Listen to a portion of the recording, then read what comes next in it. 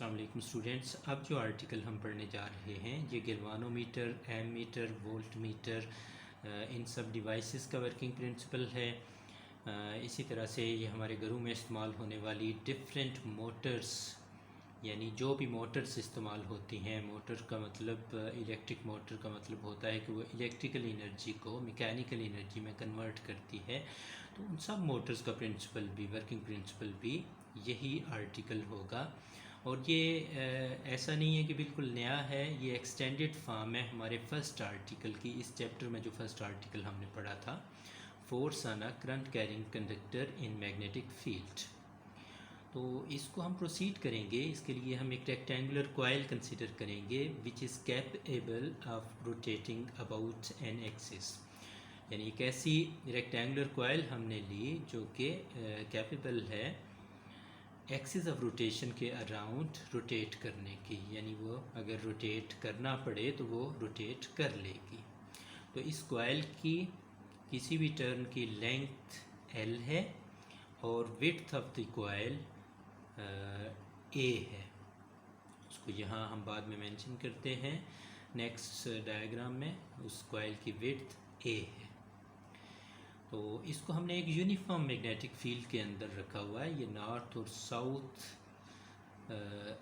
Poles हैं, पोल pieces हैं, और इनके बीच यूनिफॉर्म मैग्नेटिक फील्ड है।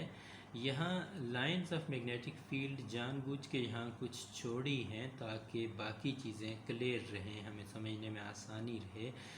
अगर uniformity of magnetic field show करने के लिए यहाँ भी लाइनें एक दो लगा देते तो फिर ये चीज़ें क्लियर नहीं होना थी। बहरहाल आपने याद रखना कि ये यूनिफॉर्म मैग्नेटिक फील्ड है। और इस कॉइल की जो प्लेन है वो पैरेलल है मैग्नेटिक फील्ड के। ये इस तरह से बिल्कुल पेपर के साथ पैरेलल है और मैग्नेटिक फील्ड उसके अलोंग जा रहा है लेफ़्ट से राइट की तरफ। तो हमें पता है कि किसी भी करंट कैरिंग कंडक्टर पर मैग्नेटिक फील्ड के अंदर जो फोर्स लगती है वो होती है I into L cross P के इक्वल। और इसको खोल लें तो ILP sine of theta magnitude होगा और n उसकी डायरेक्शन होगी जो क्रॉस प्रोडक्ट के रूल से या फ्लेमिंग्स लेफ्ट हैंड रूल से हमें मिल जाएगी। तो यहाँ हमने मार्क कर लिए सेगमेंट्स को। इस कॉर्नर को हमने A नाम दिया, इसको B नाम दिया, इसको C दिया, इसको D दिया। इस तरह से AB हमारा एक सेगमेंट बन गया, दूसरा सेगमेंट BC है, फिर तीसरा सेगमेंट CD है, चौथा सेगमेंट इसको कॉमनली कंबाइनली D से A तक एक सेगमेंट कह लेंगे। तो इस तरह से हमने 4 सेगमेंट्स बना लिए अपनी इस कॉइल के। तो इन 4 सेगमेंट्स पर अलग-अलग हम देखेंगे कि मैग्नेटिक फील्ड कितनी फोर्स लगा रहा है। तो सबसे पहले हम देखेंगे magnetic force on segment A into B। AB ये राइट साइड वाला सेगमेंट है।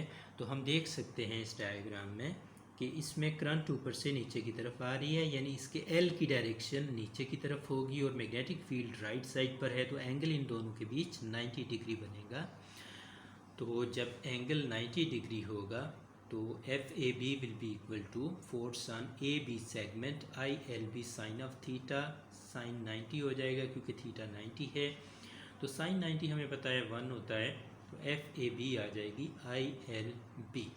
और यहाँ इस केस में अगर हम right hand rule of cross product L cross B लगा दें या फ्लेमिंग्स लेफ़्ट हैंड रूल लगाएं या एक और राइट हैंड रूल भी हमने पढ़ा, तो किसी तरह का भी आप ये रूल जो हैं वो इस्तेमाल कर लें। बेहतर ये है कि फ्लेमिंग्स लेफ़्ट हैंड रूल और ये जो क्रॉस प्रोडक्ट का राइट हैंड रूल है ये इजी होगा आपके लिए। तो ये लगाएं तो यहाँ पर जो फोर्स की डायरेक्शन है ये आउट ऑफ द पेपर आती है। तो out of the paper force की डायरेक्शन है और इसको हमने F1 या FAB का नाम दिया है और ये डॉट से यहाँ पर आपको मेंशन की है। अब आते हैं दूसरा सेगमेंट, यहाँ से इस तरतीब से हमारे यहाँ BC सेगमेंट को देख लेते हैं। BC सेगमेंट को देखें कि मैग्नेटिक फील्ड राइट साइड पर है जो ग्रीन में आपको दिखाई दे रहा है, और जो करंट की डायरेक्शन है यानी L की डायरेक्शन आएगी वो लेफ़्ट साइड पर होगी। तो ये दोनों एंटी पैरेलल हैं। एंटी पैरेलल का मतलब है कि एंगल इन दोनों के बीच 180 डिग्री आएगा। तो ILB साइन ऑफ थीटा जब लिखेंगे फोर्स ऑन BC सेगमेंट तो यहाँ साइन 180 आएगा, साइन 180 ज़ीरो होता है, तो ये सारी फोर्स को ज़ीरो कर देगा, यानी इस सेगमेंट पर कोई फोर्स नहीं लगेगी।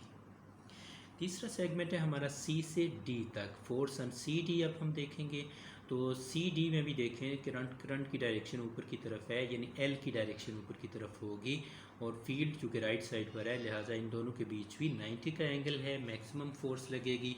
और ये जो मैक्सिमम फोर्स है ये यहाँ पर आपको दिखाई जाएगी कि force on C D segment is I L B sine of theta. यहाँ एंगल 90 डिग्री है, तो साइन 91 होगा तो फोर्स मैक्सिमम आएगी आई एल बी। और यहाँ पर भी राइट हैंड रूल से देखेंगे कि यहाँ फोर्स इनटू द पेपर आएगी, और फोर्स इनटू द पेपर को हम क्रॉस से शो करेंगे। तो अब रह गया हमारा फोर्थ सेगमेंट डी इंटू ए। तो इसके लिए हम देखते हैं, बल्कि इस फिगर में पहले देख लें कि करंट राइट साइड पर है, मैग्नेटिक फील्ड भी राइट साइड पर है। इसका मतलब है एल और बी की डायरेक्शन सेम है, सेम का मतलब पैरेलल हैं, यानी इन दोनों के बीच 0 डिग्री एंगल है, एंगल 0 डिग्री है। तो एंगल 0 डिग्री का मतलब है साइन 0 होगा, और साइन 0 0 हो जाता है, लिहाजा फोर्स ऑन डी ए भी 0 हो जाएगी। तो पता ये चला कि कॉइल के 4 सेगमेंट्स में से 2 सेगमेंट्स पर फोर्स मैक्सिमम लगती है और 2 सेगमेंट्स पर फोर्स नहीं लगती है। यानी जो परपेंडिकुलर हैं दोनों सेगमेंट उन पर फोर्स मैक्सिमम लग रही है, जो पैरेलल और एंटी पैरेलल हैं वो दोनों यानी फेसेस को देखें, सेगमेंट्स को देखें, वो तो पैरेलल ही हैं, तो इन पैरेलल सेगमेंट्स पर फोर्स नहीं लगेगी। और जिन पर लगी है उन पर भी एक पर फोर्स बाहर की तरफ लगी है, एक पर फोर्स अंदर की तरफ लगी है। और अगर हम डायरेक्शन देखें, मैग्नीट्यूड दोनों का देखें, तो ये एफ ए बी भी आई एल बी है, एफ सी डी भी आई एल बी है।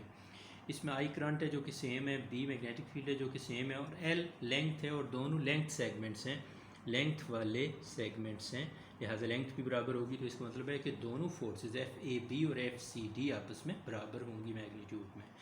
तो 2 फोर्सेस जब एक ही बॉडी के डिफरेंट पॉइंट्स पर लग रही हों, मैग्नीट्यूड में वो बराबर हों लेकिन डायरेक्शन में वो अपोजिट हों, तो वो कपल बनाती हैं, और कपल की फ़ोर्स के ज़ेरे असर, कपल का जो टार्क बनता है उसके ज़ेरे असर वो कॉइल रोटेट करना शुरू कर देती है। तो इस तरह से यहाँ बाहर की तरफ फोर्स लगेगी, यहाँ अंदर की तरफ फोर्स लगेगी, तो ये कॉइल यहाँ पर घूमना शुरू कर देगी, एंटी क्लॉकवाइज डायरेक्शन दिखाई दे रही है, इसमें वो घूमना शुरू कर देगी।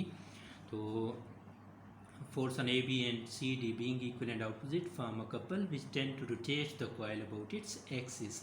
तो ये कॉइल के दरमियान में एक्सिस आपको दिखाया गया है, एक्सिस ऑफ रोटेशन है, इसके अराउंड ये घूमना शुरू कर देगी। और कपल के बारे में हम पढ़ चुके हुए हैं कि torque due to couple equal होता है मैग्नीट्यूड ऑफ आइदर फोर्स। उन दोनों फोर्सेस में से किसी एक का मैग्नीट्यूड आपने ले लेना है जो कपल बना रही है, और दूसरा मल्टीप्लाई कर देना है आपने कपल आर्म के साथ। तो कपल आर्म होता है perpendicular distance between the couple forces, और perpendicular distance between the couple forces अगर देखें तो ये यहाँ पर अलहदा डायग्राम में भी आपको दिखाया है कि perpendicular distance width of the coil के बराबर है, और width of the coil A से डिनोट की है हमने। तो इस तरह से magnitude of either force I L B आएगा और कपल आर्म ए हो जाएगा। तो आई एल बी ए आपके पास टार्क आ जाएगा। इसमें से आई बी को पहले लिखें, एल और ए को इकट्ठा करें तो ये हो जाएगा length of the coil and width of the coil. और चूँकि कॉइल रेक्टेंगुलर है तो किसी भी रेक्टेंगल का length into width area of the coil होता है, तो टॉर्क आ जाएगा आई बी ए। तो इस केस में ये स्पेशल केस लेकर हमने किया है कि जिसमें plane of the coil along the field है, यानी प्लेन ऑफ द कॉइल और फील्ड के दरमियान एंगल 0 डिग्री है, तो पैरेलल हैं दोनों। If plane of the coil makes an angle alpha, अगर प्लेन ऑफ द कॉइल कुछ और एंगल एल्फा बनाए with B, then couple arm becomes A cos of alpha. जैसा कि इस फिगर में आपको दिखाया गया है, ये टॉप व्यू है कॉइल का। टॉप व्यू में ए डी सेगमेंट आपका मैग्नेटिक फील्ड उसी तरह से राइट साइड पर है, ये ब्लू से आपको दिखाया गया यहाँ पे, आगे जाके ये ग्रीन भी है, ये मैग्नेटिक फील्ड की डायरेक्शन है। इसके साथ कॉइल की प्लेन एंगल बना रही है अल्फ़ा। ये टॉप व्यू से आपको दिखाई दे रहा है कि angle of plane of the coil और मैग्नेटिक फील्ड अल्फ़ा है। तो अब इस पर जो फोर्स लगेगी, जो फोर्सेस लगेंगी वो F1 और F2 तो अपनी जगह हैं, लेकिन जो टार्क होगा उस टार्क में अब विड्थ का वो कंपोनेंट आ जाएगा, यानी कपल आर्म, यहाँ पर ये कंपोनेंट कपल आर्म का जो कंपोनेंट होगा वो A cos ऑफ अल्फ़ा होगा।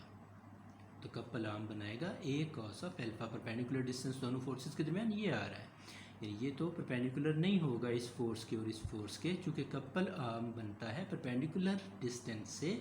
तो यहाँ ये जो ऑरेंज कलर में आपको ऊपर जाती हुई एक फोर्स दिखाई दे रही है, एक नीचे की तरफ फोर्स है, इन दोनों के बीच जो परपेंडिकुलर डिस्टेंस है वो इस A का अगर देखें तो A का कॉस वाला कंपोनेंट आ रहा है, A cos ऑफ अल्फ़ा, ये हमारा कपल आर्म होगा। तो ILB into A cos of alpha हो जाएगा। और यहाँ भी उसी तरह से हम L और A को इकट्ठा करके एरिया की फॉर्म में लिखेंगे, तो हमारे पास IBA cos ऑफ अल्फ़ा हो जाएगा। और ये तो हमने एक टर्न को डिस्कस किया है अभी तक। हमारे पास जो कॉइल होगी उसमें n टर्न्स मौजूद होंगे, तो n टर्न्स पर लगने वाला टार्क इस टार्क को n से मल्टीप्लाई कर देने से हासिल हो जाएगा। तो इसके दो स्पेशल केस जो हम डिस्कस कर चुके हैं साथ, लेकिन अलहदा से भी लिख दिए हैं कि मैक्सिमम टार्क उस वक्त लगता है जब एंगल, यहाँ एंगल अल्फ़ा की फॉर्म में हमने लिखा है, तो अल्फ़ा लिख लें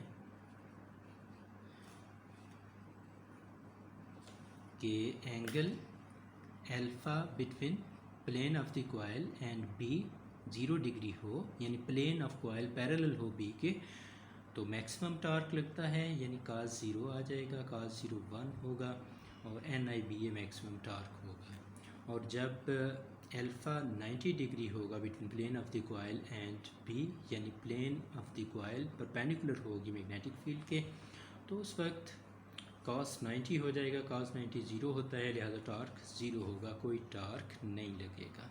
थैंक यू।